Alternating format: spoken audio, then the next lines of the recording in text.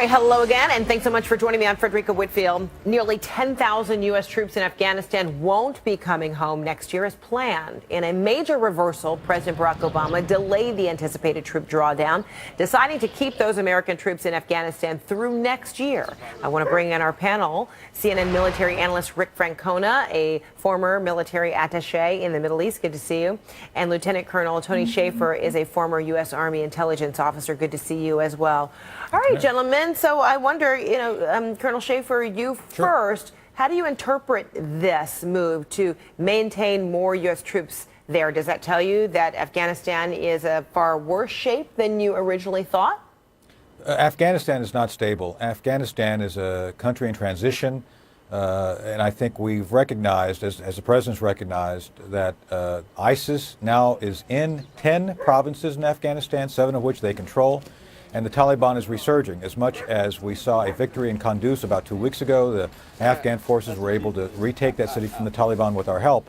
The thing we have to continue to focus on is reconciliation between the Taliban and the central Afghan government. It's not our job to do it for the Afghans. We have to create conditions for them. And more importantly, at least for our purposes, to maintain a sufficient military force with sufficient intelligence capability to detect the rise of insurgents, which are actually like Al-Qaeda and ISIS, who really mean to create bases to come attack us. So we need to be there to maintain our ability to conduct offensive terrorism operations.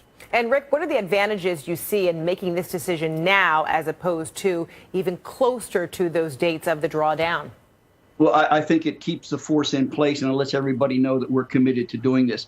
I just want to pick up what I agree with everything Tony said, but I think also we need to remember one of the big missions over there is to keep training the Afghan forces. And that's just been that will be the primary role, right, of keeping them there? Well, they say train, advise, and assist. But if you listen to what the president said the other day, I think he's going to focus a lot on the counterterrorism mission. And this is what I'm concerned about. I don't know if 10,000 troops spread out over 4 or 5 locations is really enough to do that. I know it's an aggressive mission.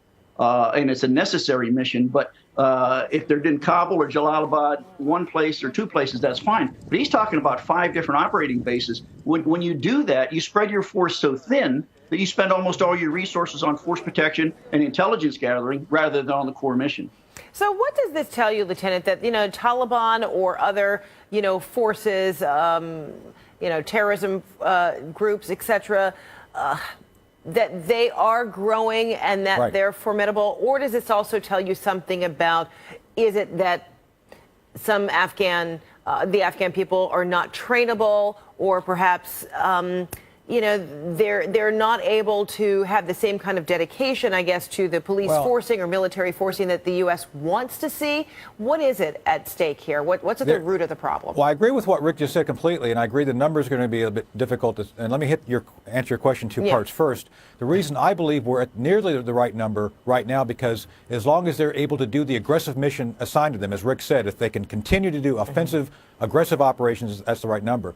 Regarding his other point regarding training, the Afghan people are trainable. You have to understand, though, that the Afghan people do not have a tradition of a central democracy. Right. So what we have to understand is that the warlords, those unsavory characters we worked with, called the Afghan militia forces, which helped us win in 2001, are who we need to be working with as well now. So it's a multifaceted tapestry of work to basically reconcile the warlords, the Taliban with the central government so they can coexist. Our interest, frankly, is not nation building. It's not how they interact. It's about how we take care of business to prevent terrorist organizations from being able to do another 9/11 or train to do another 9/11 from that area as a base of operations. And that's what I wonder. I mean, I'm really kind of fumbling with trying to ask that question, because I wonder, Rick, is it an issue of, American expectations may not necessarily be in sync with the cultural, ways or mores there in Afghanistan?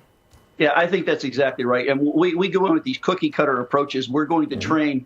We're going to start at the platoon level, then we'll work up the battalion level. That's well and good if you're training in a Western environment, but we're not. I think we have to take into consideration the way the country is structured, rather than imposing our solution on them, as looking what works for them and try and adapt our training to that. Like as Tony said, let's take advantage of these militias and the structure that's out there, rather than putting this cookie cutter approach. We have these great plans. The Army does a great job at this. They troop to task. How much does it take? How long does it take to train to an individual skill set? But we're not working in a Western environment, and I think you hit it right there with the cultural differences.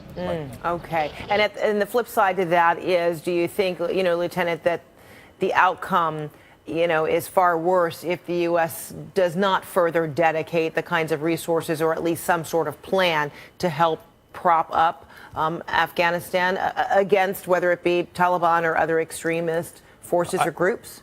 Right. I think the government that we leave there is irrelevant as long as that government does not choose to do things to attack us.